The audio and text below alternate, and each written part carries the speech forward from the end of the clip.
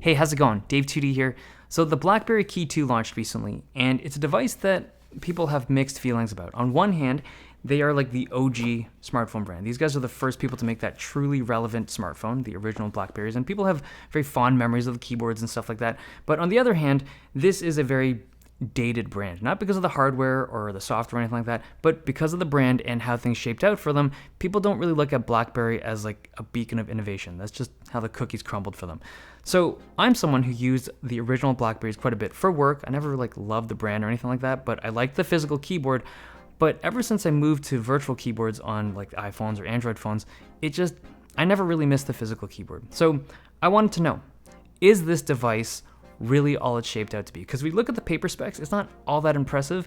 Like the Snapdragon 660, the 4.5-inch IPS screen, the hardware is nothing to write home about, but the keyboard is what people are interested in. I think a lot of my peers in like the YouTube space are like, hey, this is going to be my next daily driver. Like this is the phone. Like I love the physical keyboard. So I want to know, like, am I going to type faster on this thing? Am I going to be more productive? Because a lot of people still say that they are faster on the physical keyboards than they are on virtual keyboards. And not that I disagree with it, but I haven't used a physical keyboard in a while. Let's dig in. Okay, so I've set up the phone real quick, and I'm gonna take some time to kind of get reaccustomed to the physical keyboard. It's been a while since I've used one, and I feel like if I'm gonna give this thing a proper test, I have to spend some time to kind of retrain my muscles. Okay.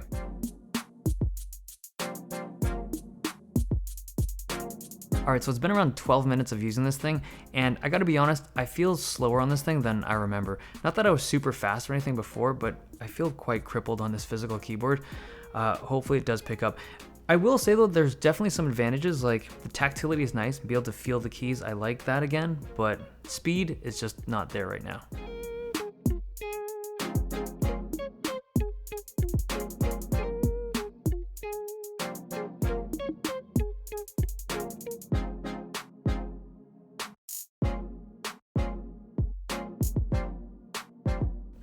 I've had about an hour of practice on the Blackberry KEY2, and at this point I'm comfortable with my speed. I don't feel like this is the fastest I'll ever be, but it's fast enough for me to measure. So I'm gonna measure once on the KEY2 and then once on the iPhone 10.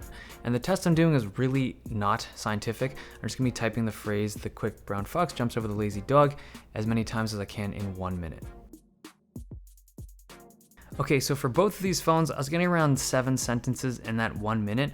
Not particularly fast. I feel like some of you are gonna be way faster than that, but that's just my natural typing speed. I'm actually surprised. I thought that the KEY2 would be noticeably faster, and I just don't think that's the case. I've always heard that rumor or that idea that a physical keyboard would be faster and better, but I really don't think that's the case.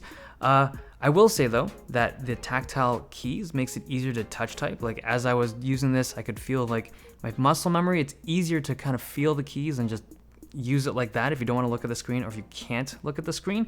But I don't think speed is one of the big things on this thing.